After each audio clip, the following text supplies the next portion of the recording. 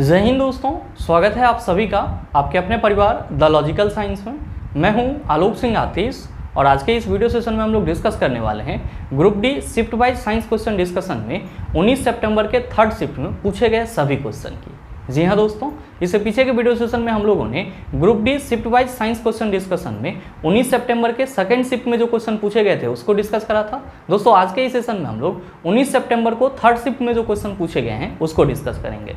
साथ ही आपकी जानकारी के लिए बताना चाहूँगा कि आज के इस सेशन का जो भी क्वेश्चन है उसका PDF आपको कहाँ मिलेगा, ये हमारे टेलीग्राम ग्रुप से मिल जाएगा, जिसका लिंक मैंने नीचे डिस्क्रिप्शन में डाल दिया है, आप वहाँ से जाकर के ले सकते हैं। बहरहाल आइए अपने सेशन की शुरुआत करते हैं और चलते हैं पहले क्वेश्चन की तरफ। आपका जो पहला क्वेश्चन है आज के इस सेशन का, क्वेश्चन नंबर 1 क्या पूछा जा रहा है आपसे पूछा जा रहा है कि परमाणु संलयन प्रतिक्रियाएं स्वचालित रूप से होती है।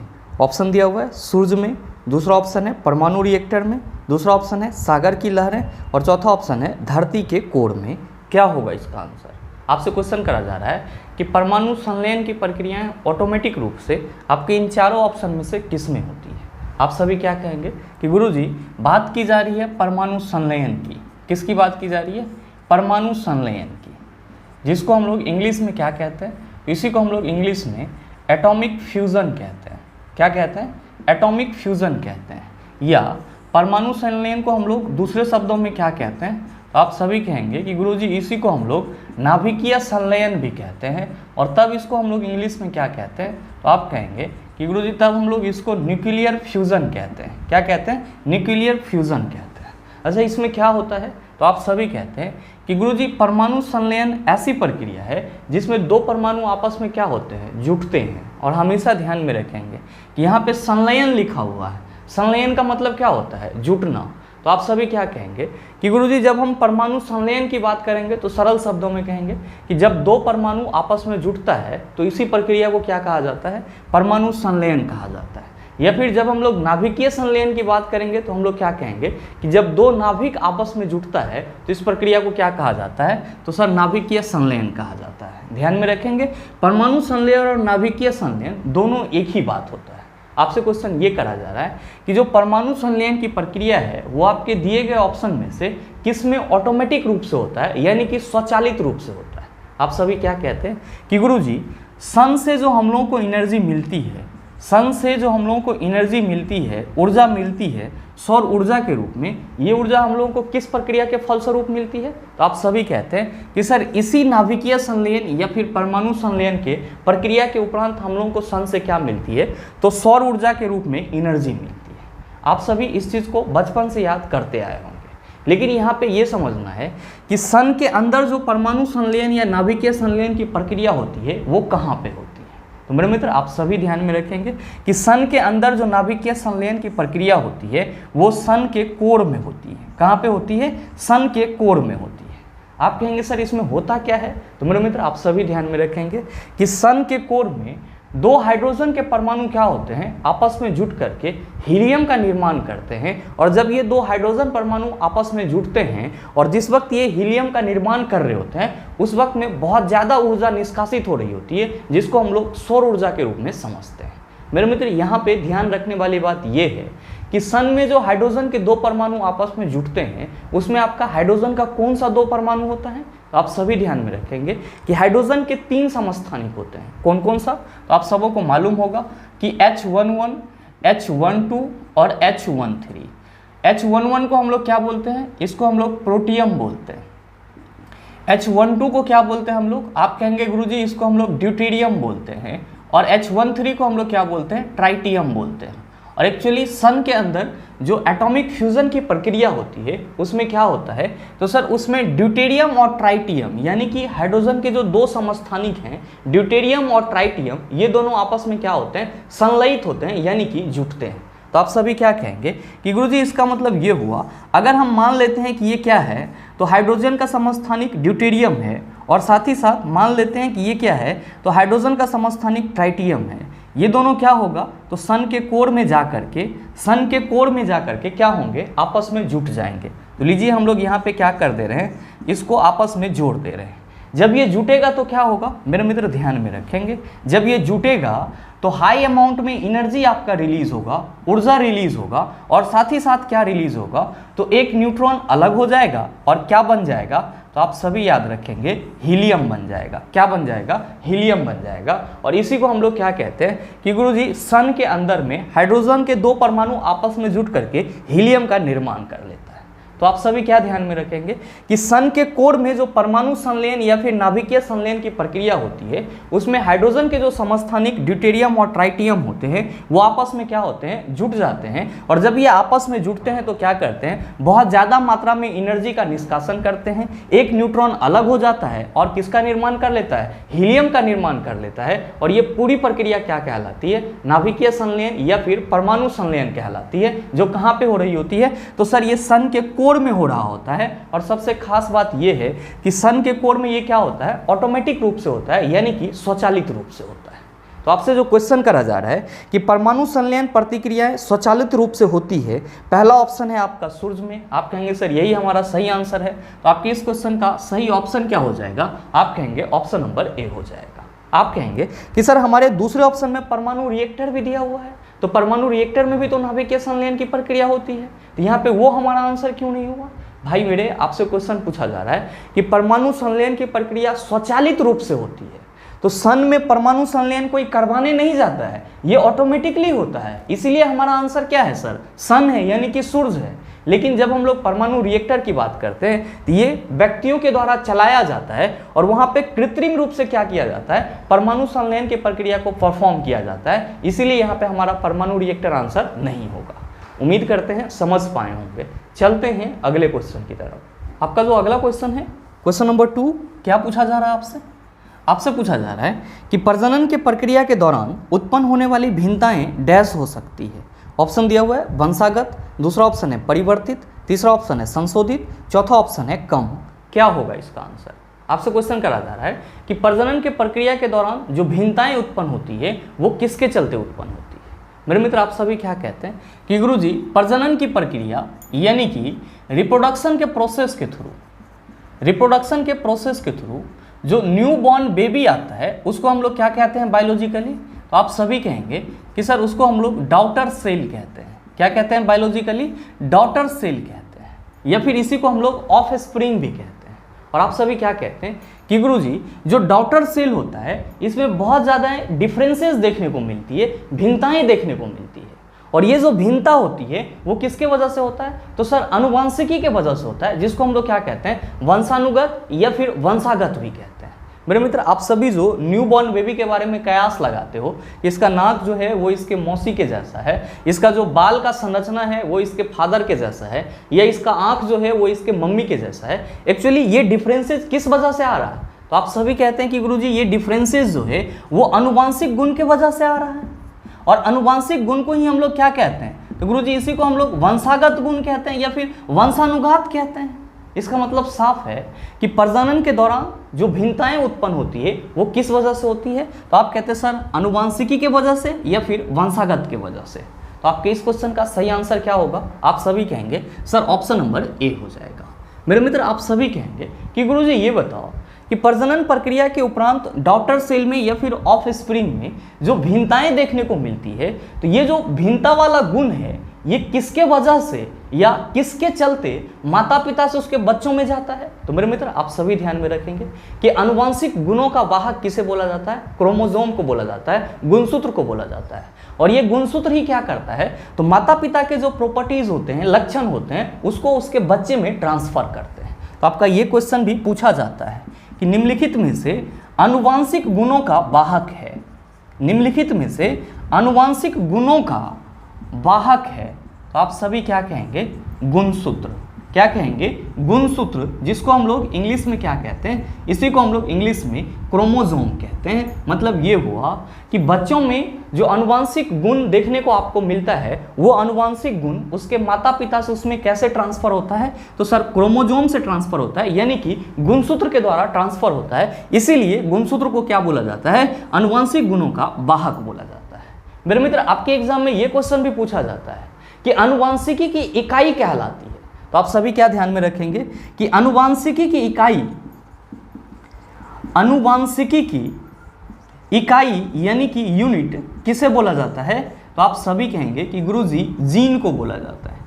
किसको बोला जाता है? जीन को बोला जाता है। और ध्यान में रखेंगे कि जो जीन है ये किससे बना होता है? तो आप सभी याद रखेंगे कि ये डीएनए से बना होता है। किससे बना होता है? डीएनए से बना होता है। तो आप सभी हमेशा ध्यान में रखेंगे कि प्रजनन के प्रक्रिया के दौरान जो जीवों में भिन्नताएं उत्पन्न होती है वो किस वजह से? तो सर आनुवांशिकी या फिर वंशागत की वजह से। बच्चों में जो उसके माता पिता का लक्षण आता है उस गुण का वाहक कौन होता है? आप कहेंगे गुणसूत्र यानी कि क्रोमोसोम।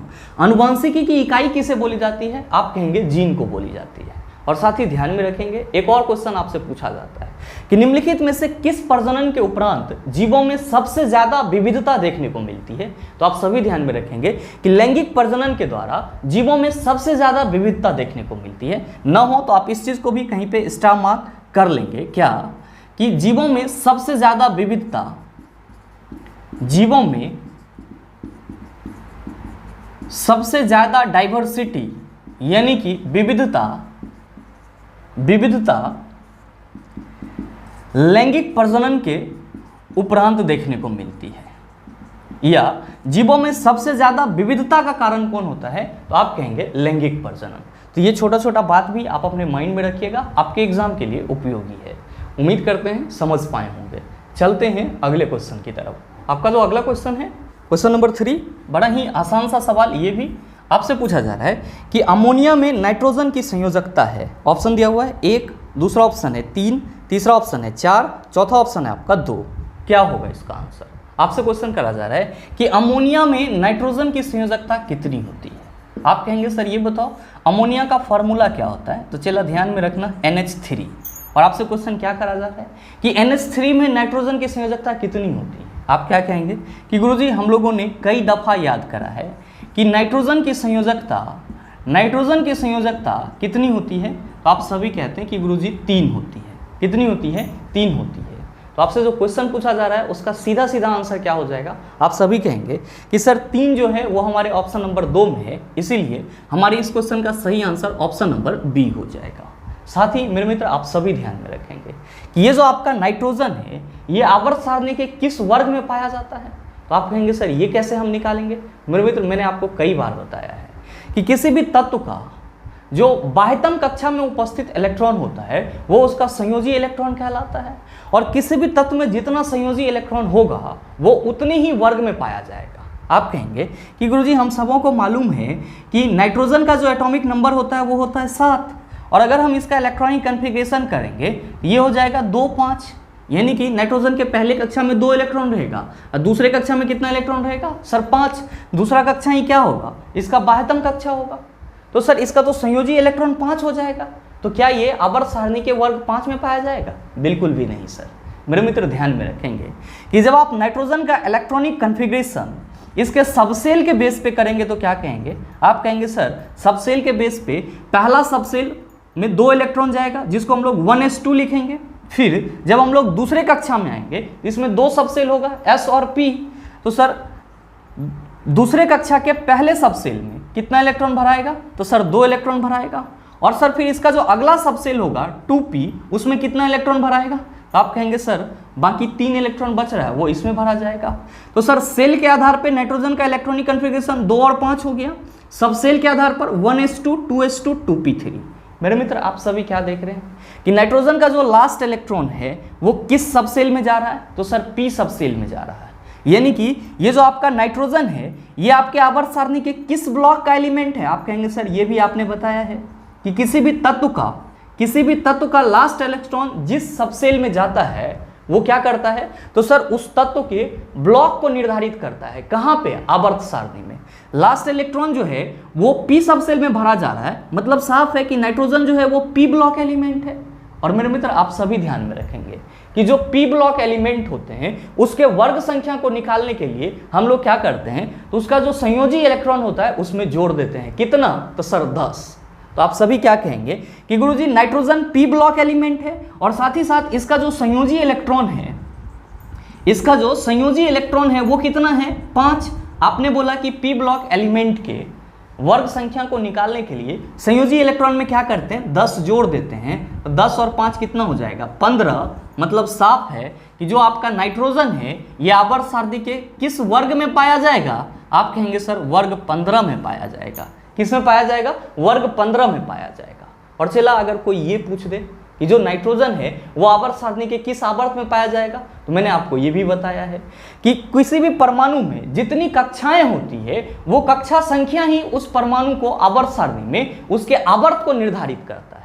इसका मतलब ये हुआ कि यहाँ पे नाइट्रोजन में आप देख रहे हैं 2 कक्षा है, तो जाहिर सी बात है कि आपके किस आवर्त में मिलेगा, आप कहेंगे कि गुरुजी नाइट्रोजन जो है वो आवर्त 2 में मिलेगा। किस में मिलेगा सर, आवर्त 2 में मिलेगा। तो आप सभी क्या सब याद रख सकते हैं नाइट्रोजन के बारे में, पहला चीज तो आप सभी याद रख सकते हैं कि नाइट्रोजन की संयोजकता 3 होती है। नाइट्रोजन आवर्त सारणी के वर्ग 15 में पाया जाएगा और आवर्त 2 में पाया जाएगा। नाइट्रोजन की संयोजकता आपका 3 है, तो इसका संयोजी इलेक्ट्रॉन कितना होगा, तो आप कहेंगे सर 12वीं कक्षा में उपस्थित इलेक्ट्रॉन संयोजी इलेक्ट्रॉन कहलाता है, तो संयोजी इलेक्ट्रॉन कितना हो जाएगा सर 5 हो जाएगा।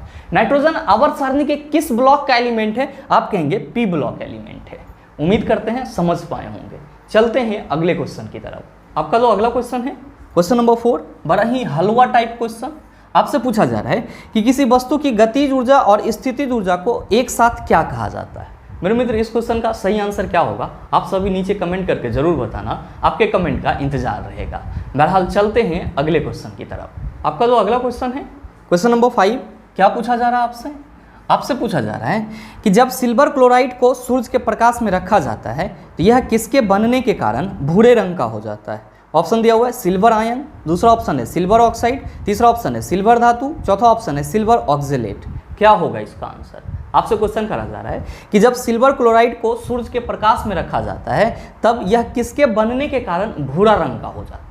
मेरे मित्र आप सभी क्या कहेंगे कि सर पहले ये बताओ कि जब सिल्वर क्लोराइड को सूर्य प्रकाश में रखा जाएगा तो वहाँ पे अभिक्रिया कैसा होगा।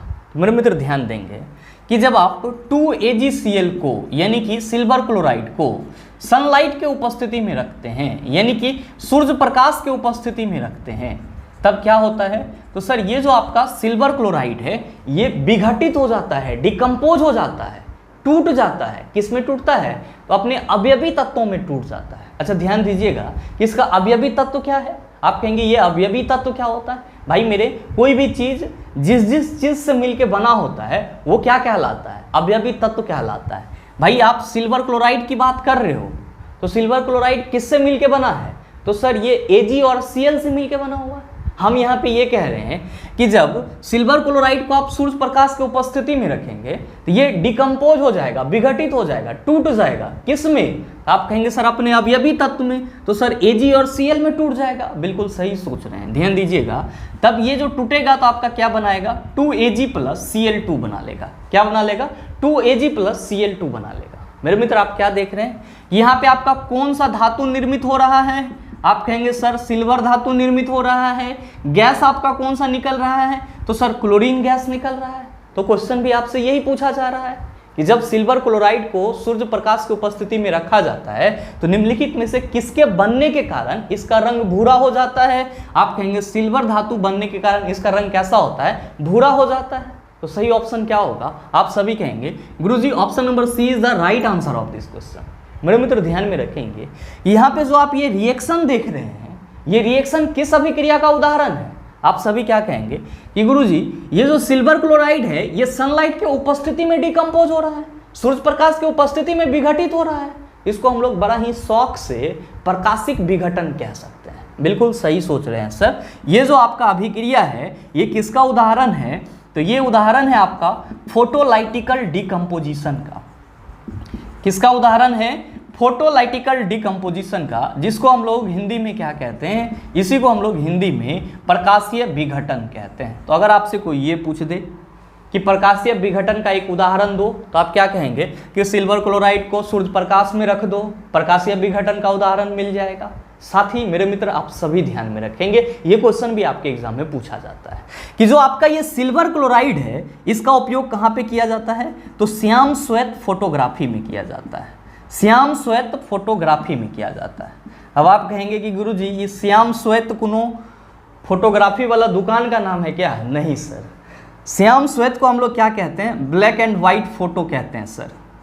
तो आप सभी क्या ध्यान में रखेंगे कि ब्लैक एंड व्हाइट फोटोग्राफी में कौन से यौगिक का उपयोग किया जाता है? सिल्वर क्लोराइड का उपयोग किया जाता है। न सिर्फ सिल्वर क्लोराइड का ब्लैक एंड व्हाइट फोटोग्राफी में उपयोग किया जाता है, बल्कि सिल्वर ब्रोमाइड का भी उपयोग कहां पे किया जाता है? तो गुरुजी ब्लैक एंड व्हाइट फोटोग्राफी में भी किया जाता है। यानी कि ब्लैक एंड व्हाइट फोटोग्राफी में आपका सिल्वर क्लोराइड और सिल्वर ब्रोमाइड दोनों का उपयोग किया जाता है। तो नोट करके यह बात लिख लीजिएगा, नहीं तो आप सभी कंफ्यूज हो जाएंगे। क्या कि सिल्वर ब्रोमाइड का उपयोग भी, सिल्वर ब्रोमाइड का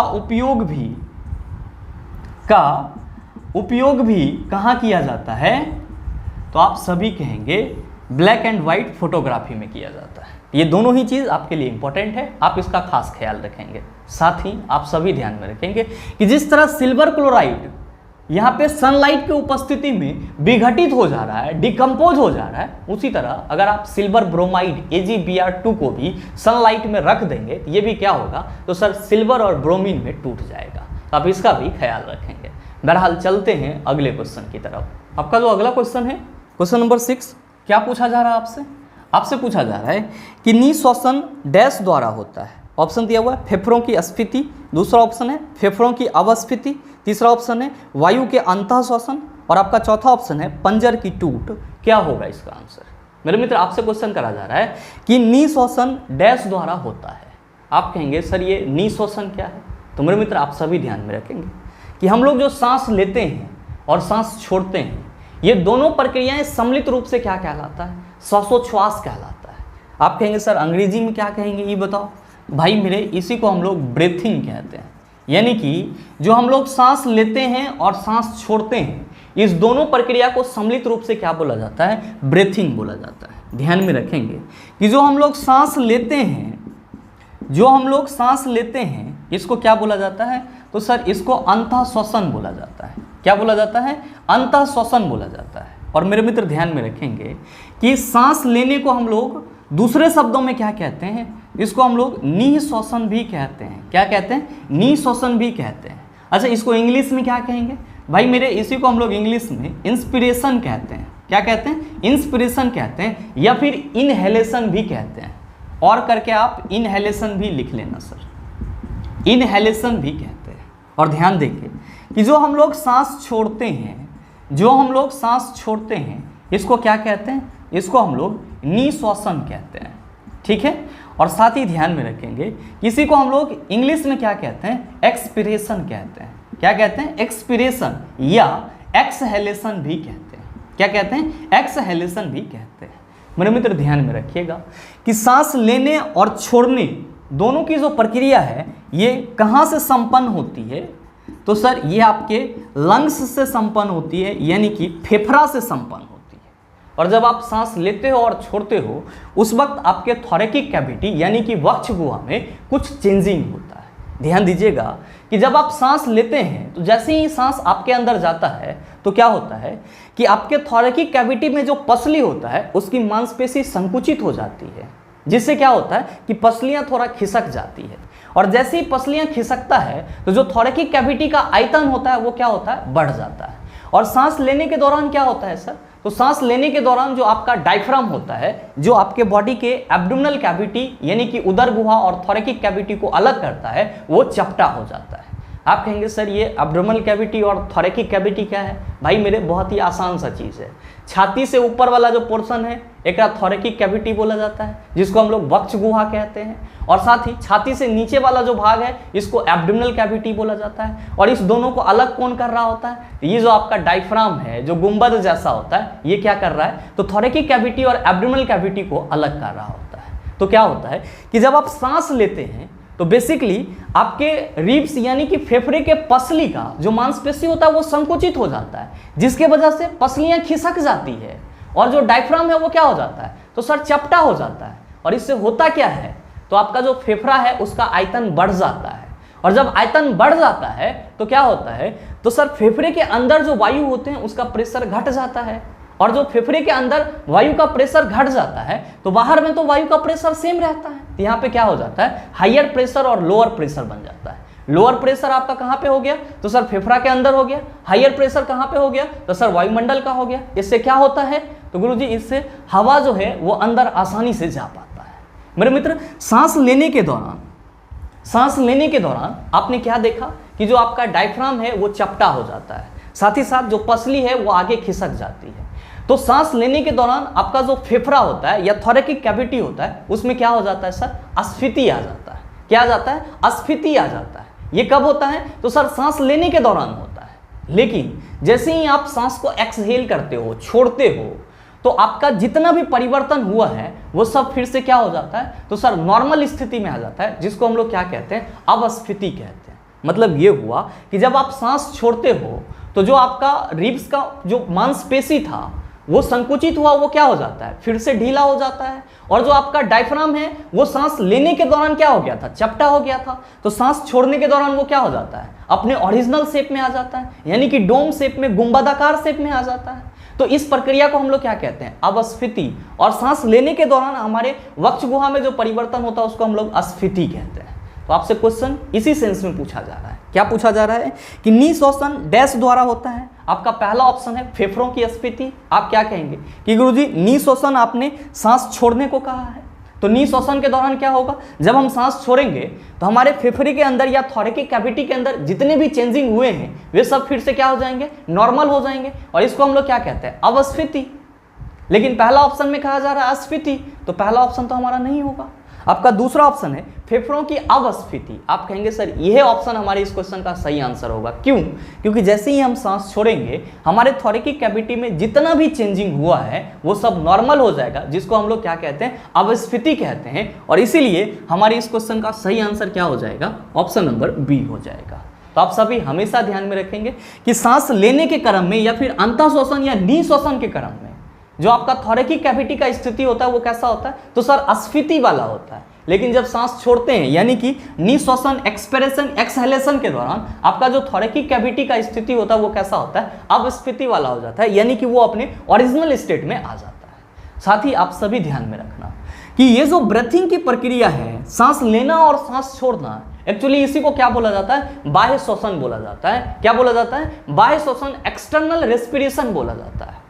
और आप सभी क्या कह रहे हैं कि गुरुजी ये जो एक्सटर्नल रेस्पिरेशन की प्रोसेस हो रही है, आपने बताया ये फेफड़े से संपन्न हो जाती है। और मेरे मित्र, फेफड़ा को बायोलॉजिकली फुफ्फुस भी बोला जाता है और इसी को हम लोग इंग्लिश में पल्मोनरी भी कहते हैं। तो आप सभी ध्यान में रखेंगे कि बाह्य श्वसन को क्या बोला जाता है? पल्मोनरी रेस्पिरेशन भी बोला जाता है। क्या बोला जाता है? पल्मोनरी रेस्पिरेशन भी बोला जाता है, यानी कि फुफ्फुसीय श्वसन भी बोला जाता है। तो आपके एग्जाम में कभी कभी ये क्वेश्चन भी पूछ लिया जाता है कि निम्नलिखित में से पल्मोनरी रेस्पिरेशन में होती है, तो आप क्या कहेंगे?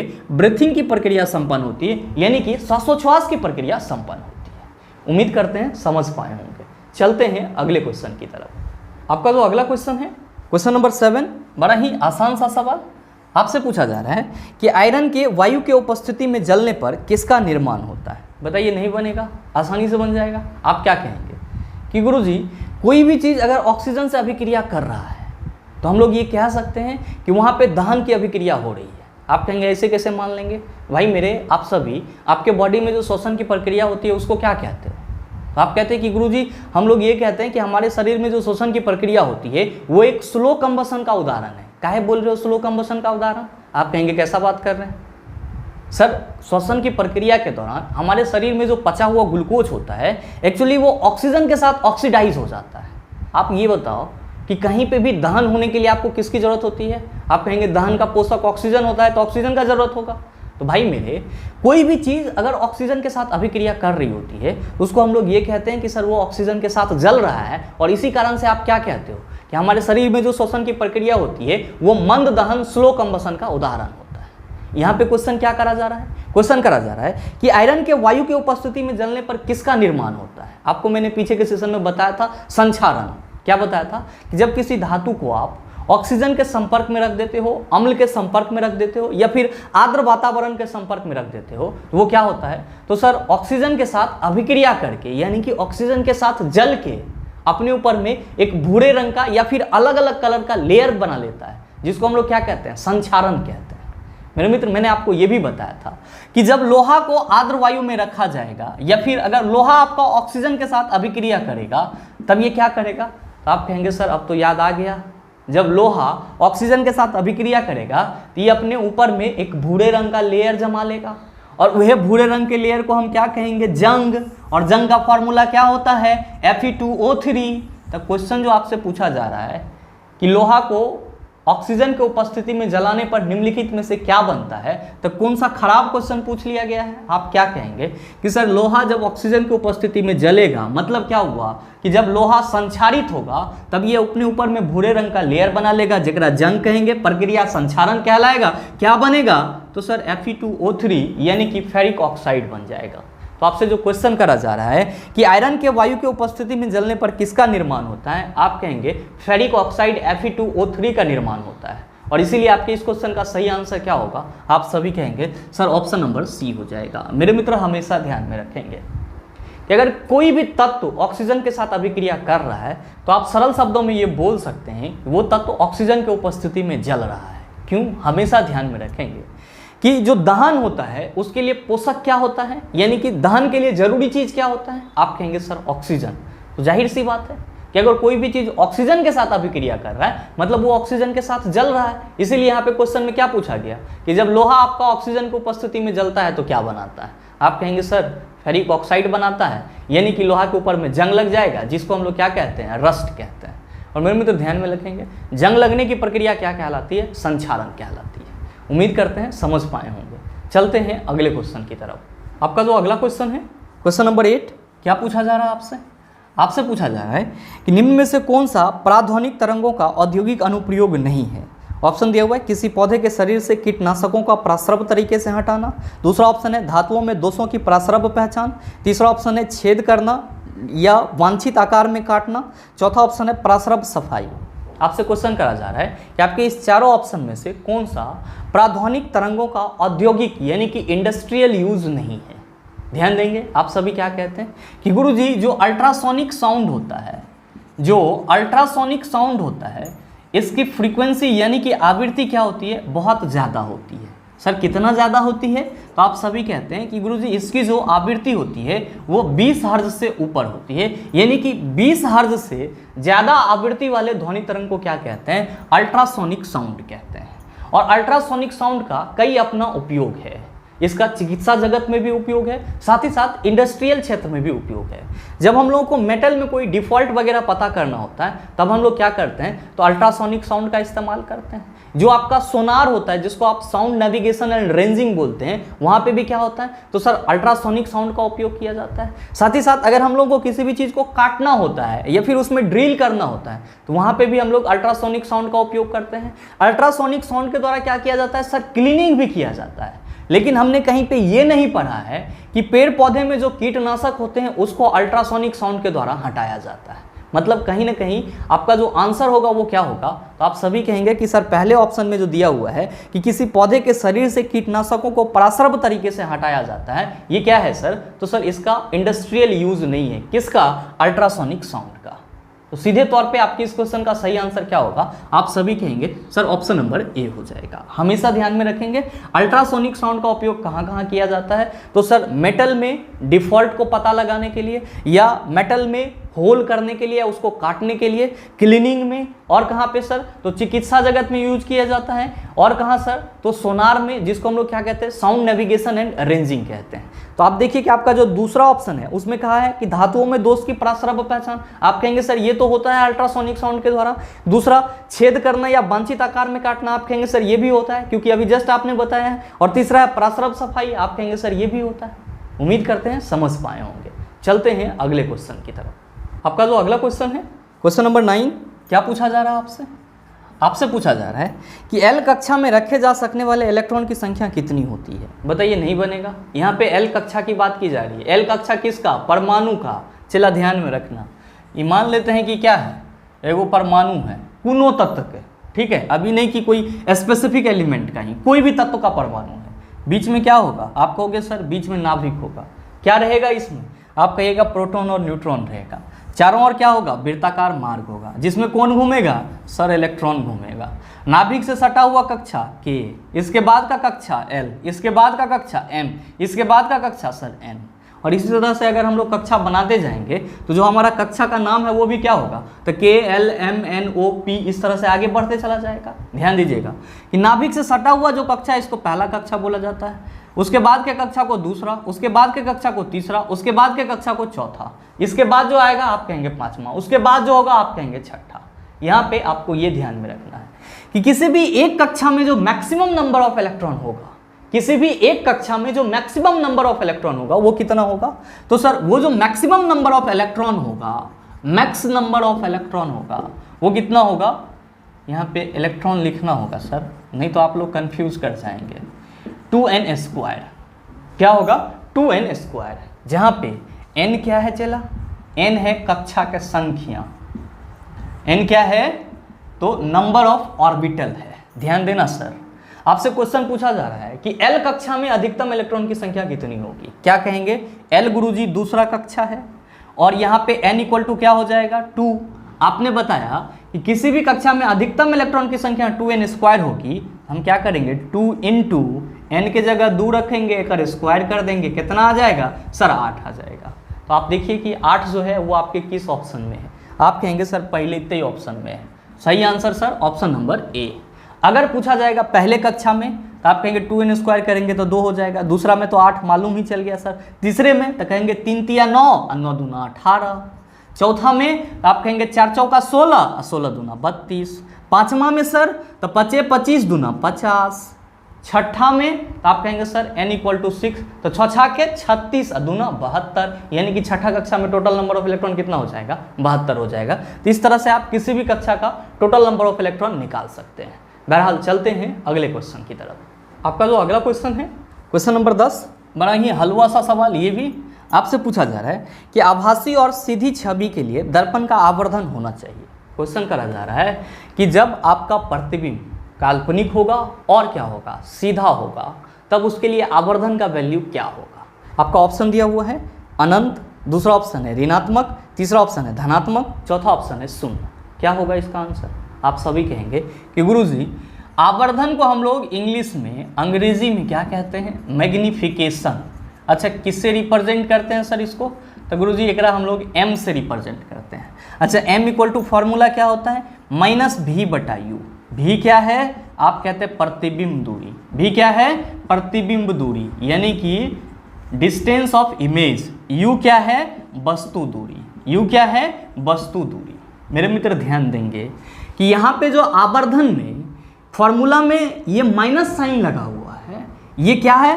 तो आप कहेंगे कि सर ये माइनस साइन बताता है कि जब हमारा प्रतिबिंब वास्तविक और उल्टा होगा, जब प्रतिबिंब हमारा वास्तविक और उल्टा होगा, तब उसके लिए जो मैग्निफिकेशन का वैल्यू होगा वो क्या होगा? ऋणात्मक होगा।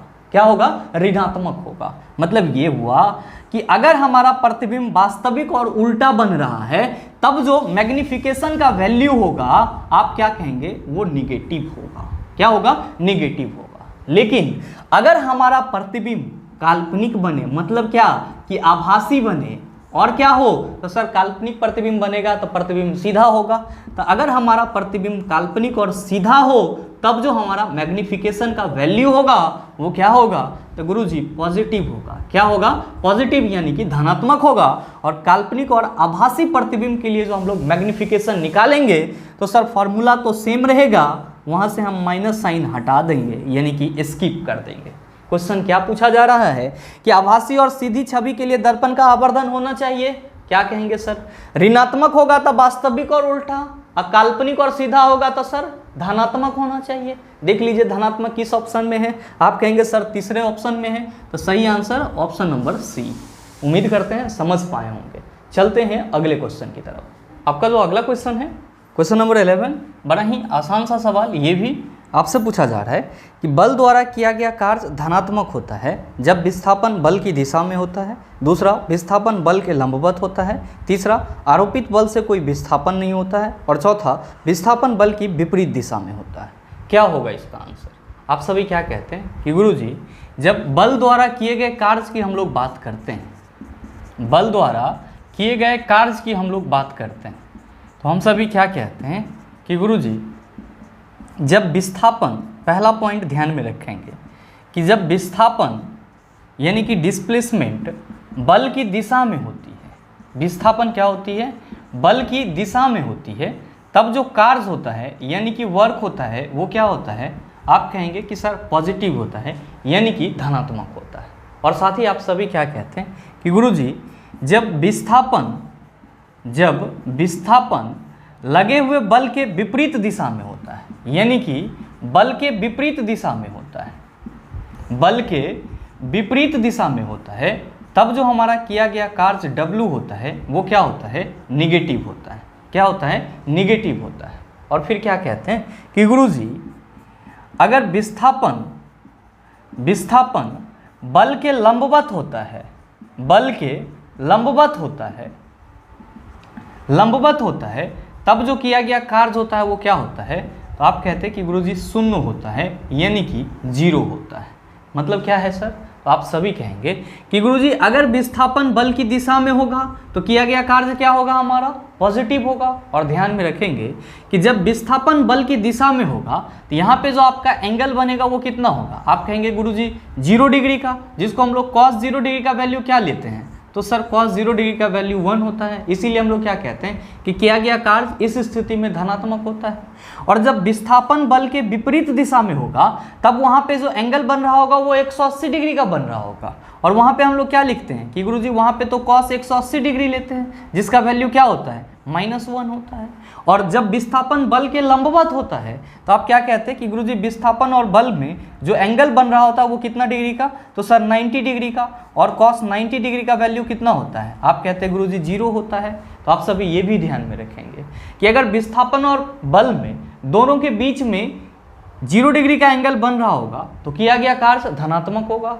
और अगर विस्थापन और बल के बीच में 180 डिग्री का कोण बन रहा होगा तो किया गया कार्य आपका क्या होगा, आप कहेंगे सर ऋणात्मक होगा। और अगर आपका विस्थापन और बल दोनों के बीच में 90 डिग्री का एंगल बन रहा होगा तब आप क्या कहेंगे कि गुरुजी किया गया कार्य 0 होगा। अब आइए क्वेश्चन पे, क्या पूछा जा रहा है कि बल द्वारा किया गया कार्य धनात्मक होता है जब विस्थापन बल की दिशा में होता है। सही आंसर आप कहेंगे सर ऑप्शन नंबर ए हो जाएगा। उम्मीद करते हैं समझ पाए होंगे।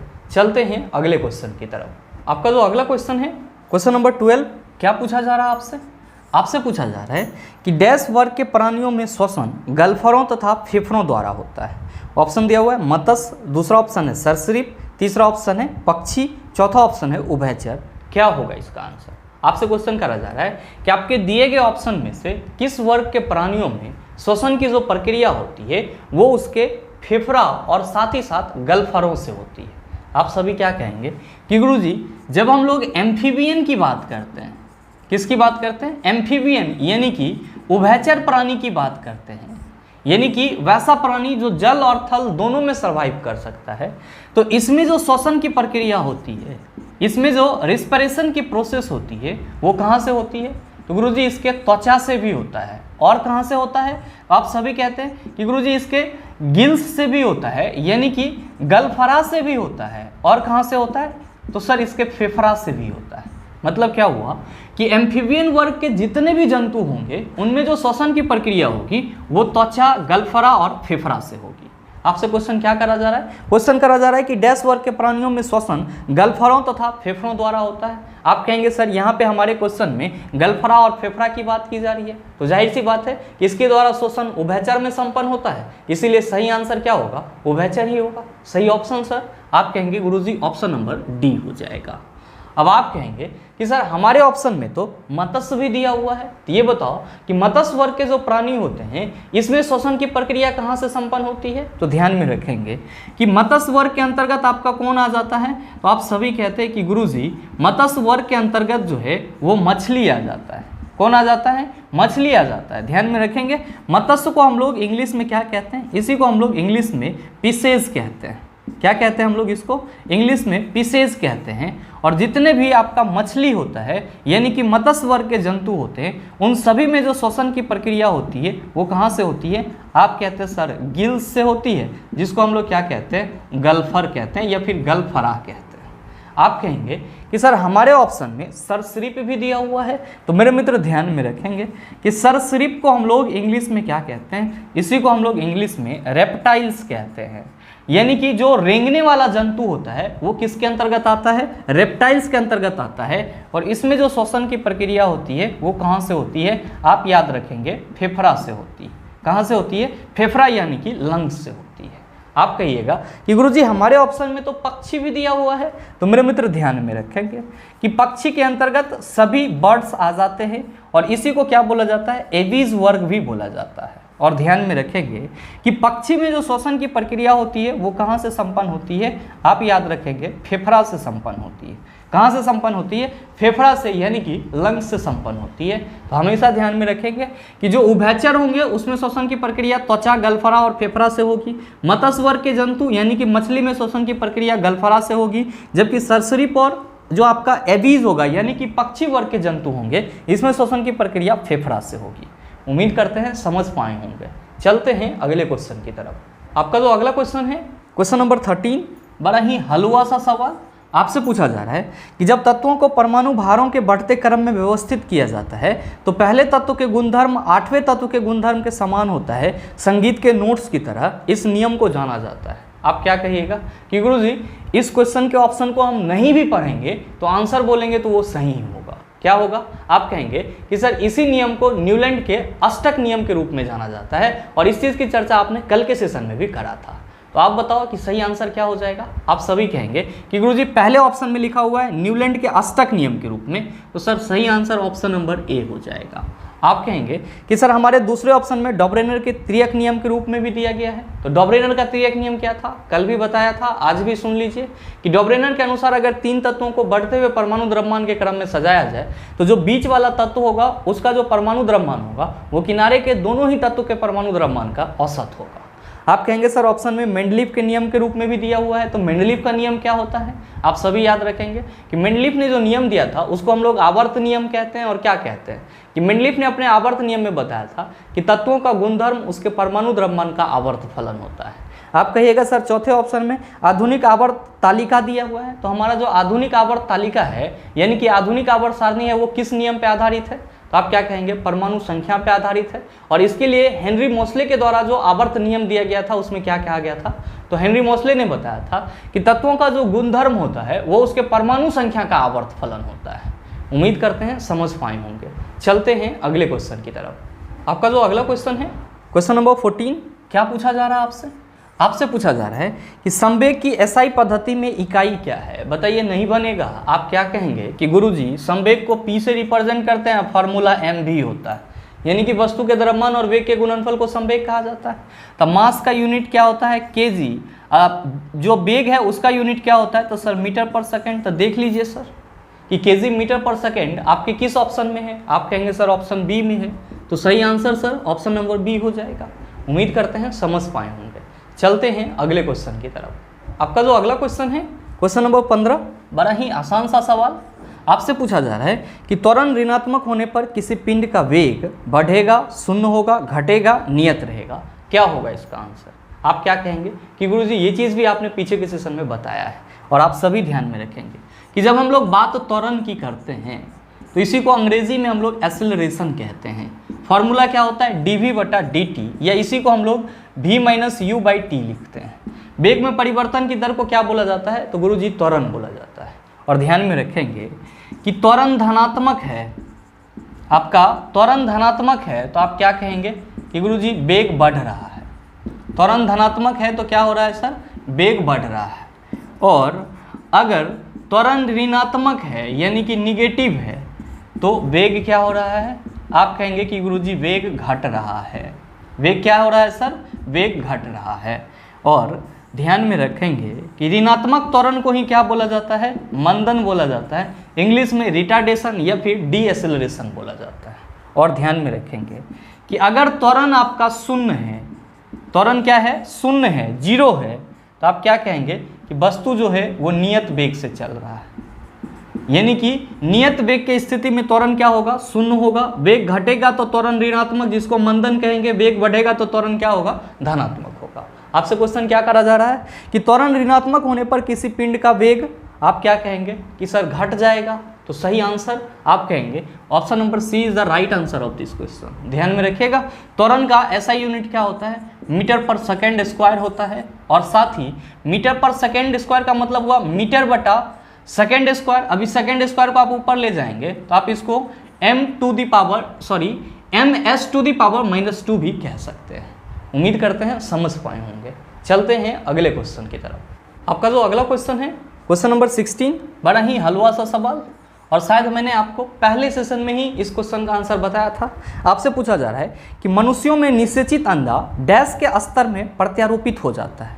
ऑप्शन दिया हुआ है योनि, दूसरा ऑप्शन है गर्भाशय, तीसरा ऑप्शन है गर्भाशय ग्रेवा और चौथा ऑप्शन है अंडाशय।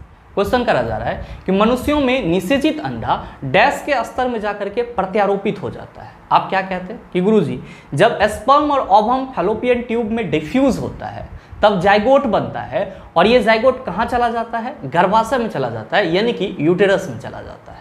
तो भाई मेरे आपके इस क्वेश्चन का सही आंसर क्या होगा? आप कहेंगे सर गर्भाशय हो जाएगा। सही ऑप्शन क्या होगा? आप सभी कहेंगे sir option number B is the right answer of this question. हमेशा ध्यान में रखेंगे सर कि जो आपका सेक्सुअल रिप्रोडक्शन की प्रोसेस होती है उसमें दो पेरेंट की जरूरत होती है, मेल और फीमेल। मेल में क्या रहता है? आप कहते हैं सर स्पर्म रहता है। फीमेल में क्या रहता है? तो गुरुजी ओवम रहता है। ये दोनों जब डिफ्यूज होगा तो क्या होगा? तो सर जाइगोट बनेगा, और ये जाइगोट जो है वो कहाँ चला जाएगा? तो आप कहेंगे सर ये गर्भाशय के स्तर में जाकर के प्रत्यारोपित हो जाएगा, और यही जो जाइगोट है वो बाद में चल करके क्या बन जाता है? तो सर न्यूबॉर्न बेबी बन जाता है। और ध्यान में रखेंगे कि गर्भाशय न्यूबॉर्न बेबी में बदलने से पहले किस में बदलता है? एम्ब्रायो यानी कि भ्रूण में बदल जाता है। उम्मीद करते हैं समझ पाए होंगे। चलते हैं अगले क्वेश्चन की तरफ। आपका जो अगला क्वेश्चन है क्वेश्चन नंबर 17, क्या पूछा जा रहा है आपसे? आपसे पूछा जा रहा है कि यदि 10 ओम, 8 ओम और 7 ओम के 3 प्रतिरोध श्रेणी क्रम में जुड़े हुए हैं तो परिपथ में प्रभावी प्रतिरोध डैश होगा। ऑप्शन दिया हुआ है 25 पास्कल, दूसरा ऑप्शन है 25 न्यूटन, तीसरा ऑप्शन है 25 जूल, चौथा ऑप्शन है 25 ओम। क्या होगा इसका आंसर? आप कहेंगे कि गुरुजी क्वेश्चन में कहा जा रहा है कि जो हमारा R1 है उसका वैल्यू 10 ओम है, और जो हमारा R2 है उसका वैल्यू 8 ओम है, और जो R3 है इसका वैल्यू 7 ओम है, और इन तीनों को सीरीज कॉम्बिनेशन में जोड़ा जा रहा है। और जब इन तीनों प्रतिरोध को सीरीज कॉम्बिनेशन में जोड़ा जाएगा तो सीरीज कॉम्बिनेशन में जुड़े हुए प्रतिरोध के लिए जो समतुल्य प्रतिरोध RS होता है वो R1 plus R2 plus R3 हो जाता है। R1 कितना है? 10, R2 कितना है? 8, R3 कितना है? 7, कितना हो जाएगा सर? 25 ओम समतुल्य प्रतिरोध हो जाएगा। तो सर सही ऑप्शन क्या होगा? आप कहेंगे option number D is the right answer of this question. उम्मीद करते हैं समझ पाए होंगे। चलते हैं अगले क्वेश्चन की तरफ। आपका जो अगला क्वेश्चन है क्वेश्चन नंबर 18, बड़ा ही आसान सा सवाल। ये भी आपसे पूछा जा रहा है कि जड़ों की कोशिकाओं में लंबे रोमों जैसे भाग को क्या कहते हैं? आपसे क्वेश्चन करा जा रहा है कि जड़ के कोशिका में जो लंबा रोम जैसा यानी कि हेयर जैसा स्ट्रक्चर होता है उसको क्या बोला जाता है? ध्यान दीजिएगा। मान लीजिए थोड़ा देर के लिए कि ये आपका कोई प्लांट है, तो ये इसका क्या होगा? तो सर रूट हो जाएगा। अब इस रूट में आपको क्या मिलेगा? तो सर बहुत सारे इस तरह का हेयरी स्ट्रक्चर मिलेगा। क्या मिलेगा? हेयरी स्ट्रक्चर मिलेगा, जिसको हम लोग क्या कहते हैं? तो इसको हम लोग रूट हेयर कहते हैं। क्या कहते हैं? रूट हेयर, या फिर इसी को हम लोग मूल रोम भी कहते हैं। क्या कहते हैं? मूल रोम भी कहते हैं। जो आपका क्या होता है? तो सर ये यूनिसेलुलर होता है। यूनिसेलुलर यानी कि ये आपका एक कोशिकीय होता है। क्या होता है? एक कोशिकीय होता है। तो जब भी आपसे क्वेश्चन ये पूछा जाए कि रूट में यानी कि जड़ में जो हेयर जैसी संरचना होती है उसे क्या बोला जाता है? आप कहेंगे रूट हेयर, हिंदी में मूल रोम। ये क्या होता है? तो एक कोशिकीय होता है। ध्यान दीजिएगा, क्वेश्चन क्या पूछा जा रहा है कि जड़ों की कोशिकाओं में लंबे रोमों जैसे भाग को क्या कहा जाता है? आप कहेंगे रूट हेयर कहा जाता है। सही आंसर आप सभी कहेंगे sir option number B is the right answer of this question. मेरे मित्र ध्यान में रखेंगे कि जड़ जो है यानी कि जो रूट होता है ये किसी भी पौधे का क्या होता है? तो सर ये पौधे के अक्ष का अवरोही भाग होता है। पौधे के अक्ष का अवरोही भाग होता है। और हमेशा ध्यान में रखेंगे कि जो जड़ है वो किससे विकसित होता है? तो मैंने आपको कई बार पीछे के सेशन में बताया है कि जो रूट है ये मूलांकुर से विकसित होता है। किससे विकसित होता है सर? मूलांकुर से विकसित होता है। आप सभी ये भी ध्यान में रखेंगे क्या कि कहेंगे कि किसी भी प्लांट का जो रूट होता है वो एक्चुअली में मूलांकुर यानी कि रेडिकल से विकसित होता है। और वो क्या होता है? तो पौधे के अक्ष का अवरोही भाग होता है। और साथ ही साथ रूट के द्वारा ही क्या किया जाता है? तो सर पौधे में जल का अवशोषण किया जाता है। और साथ ही ध्यान में रखेंगे कि इस रूट के थ्रू क्या होता है? तो सर पौधे में श्वसन की भी प्रक्रिया संपन्न होती है। और ध्यान में रखिएगा कि किसी भी प्लांट का जो सबसे इंपॉर्टेंट पार्ट होता है वो उसका रूट होता है, क्योंकि बिना जड़ के वो प्लांट ग्रो ही नहीं कर सकता है, डेवलप ही नहीं हो सकता है। उम्मीद करते हैं समझ पाए होंगे। चलते हैं अगले क्वेश्चन की तरफ। आपका जो अगला क्वेश्चन है, क्वेश्चन नंबर 19, क्या पूछा जा रहा है आपसे? आपसे पूछा जा रहा है कि 350 न्यूटन का एक बल 500 केजी के एक द्रव्यमान पर लगाया जाता है, इस स्थिति में वस्तु में उत्पन्न त्वरण कितना होगा? बताइए। नहीं बनेगा सर। क्वेश्चन करा जा रहा है कि 350 न्यूटन का एक बल 500 केजी के एक द्रव्यमान पर लगाया जाता है। ध्यान दीजिएगा कि ये आपका कोई 500 केजी का वस्तु है और इस पे 350 न्यूटन का जो फोर्स है वो एग्जर्ट किया जाता है। तो आपसे ये पूछा जा रहा है कि जब इस वस्तु को 350 न्यूटन के बल से धक्का दिया जाएगा तब इसका जो त्वरण होगा वो कितना होगा? क्या कहेंगे कि गुरुजी F इक्वल टू होता है ma, फोर्स कितना है 350 न्यूटन, मास कितना है, तब क्वेश्चन में दिया हुआ है सर 500 केजी, एक्सेलरेशन निकालना है। a इक्वल टू क्या हो जाएगा 350 बटा 500 हो जाएगा, ये जीरो इसके साथ सेटल हो जाएगा।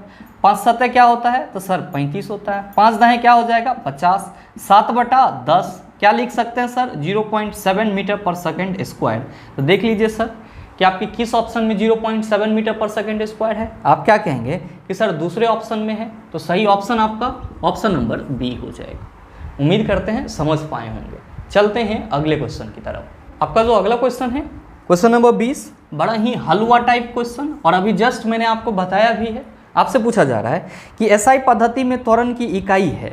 बताइए। नहीं बनेगा। आप कहेंगे सर अभी जस्ट बताए हैं, तो सही आंसर क्या होगा नीचे कमेंट करके ज़रूर बताइएगा। चलते हैं अगले क्वेश्चन की तरफ। आपका जो अगला क्वेश्चन है क्वेश्चन नंबर 21, क्या पूछा जा रहा है आपसे? आपसे पूछा जा रहा है कि निम्नलिखित में से कौन सा अम्ल पानी में घुलने पर कम H+ आयन प्रदान करता है? मेरे मित्र ध्यान दीजिएगा, ये क्वेश्चन जो रेलवे पूछा था आपके एग्जाम में, वहाँ पे क्या पूछा गया था, तो सीधे उन्होंने पूछ दिया था कि निम्नलिखित में से कौन सा अम्ल पानी में घुलने पर H+ आयन प्रदान करता है। ये मैंने क्वेश्चन को सुधार करके यहाँ पे क्या लिख दिया है कि निम्नलिखित में से कौन सा अम्ल पानी में घुलने पर कम H+ आयन प्रदान करता है। ये जो कम है वो हमारे द्वारा सुधारा गया है। ध्यान दीजिएगा कि अगर रेलवे के हिसाब से इस क्वेश्चन को आप सॉल्व करेंगे तो आप क्या कहेंगे कि गुरुजी हमारे पहले ऑप्शन में HCl दिया हुआ है, दूसरे ऑप्शन में हमारा एसिटिक अम्ल यानी कि CH3COOH दिया हुआ है, तीसरे ऑप्शन में क्या दिया हुआ है HNO3 यानी कि नाइट्रिक अम्ल दिया हुआ है, और चौथे ऑप्शन में क्या दिया हुआ है सल्फ्यूरिक अम्ल H2SO4। तो रेलवे ने जो आपसे क्वेश्चन पूछा था कि निम्नलिखित में से कौन सा अम्ल पानी में घुलने पर H+ आयन प्रदान करता है, तो इस हिसाब से आपका आंसर क्या होगा? आप कहेंगे सर कोई निष्कर्ष ही नहीं निकलेगा। क्यों? क्योंकि हम सबों को मालूम है ये सभी क्या हैं, तो सर ये सभी अम्ल हैं, और जितने भी अम्ल होते हैं वे सभी पानी में घुलने पर, पानी में डिजॉल्व होने पर क्या देते हैं, तो आप सभी कहते हैं सर पानी में घुलने पर H+ आयन प्रदान करते हैं। तो रेलवे के हिसाब से तो सारा ऑप्शन सही है सर, लेकिन रेलवे ने किसको टिक करा है, तो सर CH3COOH को टिक करा है। यहाँ पे रेलवे को क्या क्वेश्चन पूछना चाहिए था?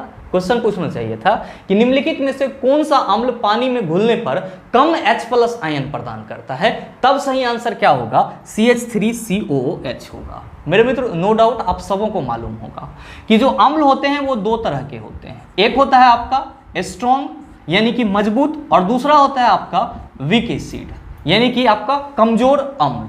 ध्यान देंगे कि स्ट्रॉन्ग यानी कि मजबूत अम्ल वो होता है जो पानी में घुलने पर ज्यादा H+ आयन प्रदान करता है। पानी में घुलने पर क्या करता है? ज्यादा H+ आयन प्रदान करता है। जबकि वीक एसिड कमजोर आपका अम्ल वो होता है जो पानी में घुलने पर कम H+ आयन प्रदान करता है।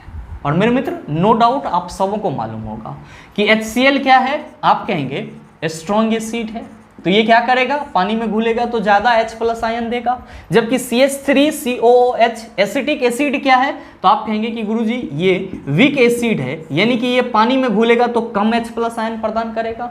जबकि HNO3 नाइट्रिक एसिड क्या है, आप कहेंगे कि गुरुजी ये भी स्ट्रॉन्ग एसिड है, पानी में घुलेगा तो ज्यादा H+ आयन प्रदान करेगा। H2SO4 सल्फ्यूरिक अम्ल भी स्ट्रॉन्ग एसिड है, पानी में घुलेगा तो क्या करेगा, तो सर ज्यादा H+ आयन प्रदान करेगा।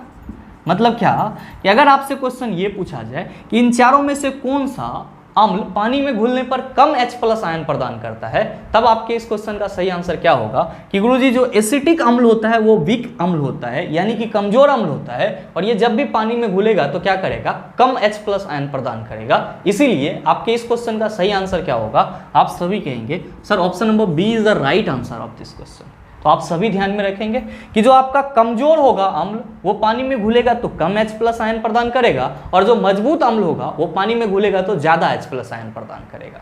उम्मीद करते हैं समझ पाए होंगे। चलते हैं अगले क्वेश्चन की तरफ। आपका जो अगला क्वेश्चन है क्वेश्चन नंबर 22, क्या पूछा जा रहा है आपसे? आपसे पूछा जा रहा है कि डैश ऑक्साइड अम्लों के साथ साथ क्षारों के साथ भी अभिक्रिया करता है। आप कहेंगे बड़ा ही सरल है सर, जो भी उभयधर्मी ऑक्साइड होगा, जो भी उभयधर्मी ऑक्साइड होगा, ये अम्ल एवं क्षार, अम्ल प्लस क्षार दोनों के साथ अभिक्रिया करेगा, दोनों के साथ अभिक्रिया करेगा। और मेरे मित्र आप सभी ध्यान में रखेंगे क्या कि उभयधर्मी ऑक्साइड को हम लोग इंग्लिश में एम्फोटेरिक ऑक्साइड बोलते हैं। क्या बोलते हैं? एम्फोटेरिक ऑक्साइड बोलते हैं। और साथ ही ध्यान में रखेंगे कि कुछ उभयधर्मी ऑक्साइड में आपका कौन कौन है, Al2O3 जिसको हम लोग एल्युमिनियम ऑक्साइड बोलते हैं, ZnO zinc oxide, SnO tin oxide, PbO lead oxide, ये सब के सब क्या करते हैं तो अम्ल और क्षार दोनों के साथ अभिक्रिया करते हैं। और ये एग्जाम्पल भी आप सभी ध्यान में रखेंगे, आपके लिए इंपॉर्टेंट है। तो आप बताइए कि आपसे जो क्वेश्चन करा जा रहा है कि डैश ऑक्साइड अम्लों के साथ साथ क्षारों के साथ भी अभिक्रिया करता है, आप कहेंगे उभयधर्मी ऑक्साइड। तो सही ऑप्शन क्या होगा? आप कहेंगे सर ये चीज़ हमारे ऑप्शन नंबर डी में दिया हुआ है, इसलिए हमारे इस क्वेश्चन का सही आंसर ऑप्शन नंबर डी हो जाएगा। मेरे मित्र उम्मीद करते हैं कि यहाँ तक के जितने भी क्वेश्चन थे उन सभी को आप आसानी से समझ पाए होंगे। अब इस टाइप का प्रश्न अगर आपको दोबारा दे दिया जाए, मेरे ख्याल से आप उसका जवाब भी आसानी से दे सकते हैं। साथ ही उम्मीद करते हैं ये वीडियो आपको अच्छा लगा होगा। अगर आपको वीडियो अच्छा लगा तो वीडियो को लाइक कीजिएगा, ज़्यादा से ज़्यादा शेयर कीजिएगा, और हाँ अगर आप चैनल पे नए हैं तो सब्सक्राइब करके बेल आइकन दबा लीजिएगा, ताकि इस तरह के एग्जाम रिलेवेंट वीडियो का नोटिफिकेशन सबसे पहले आपके पास पहुँचे और आप उसको सबसे पहले देख पाओ। मिलते हैं फिर अगले सेशन में, तब तक के लिए best of luck. Thank you, have a nice day.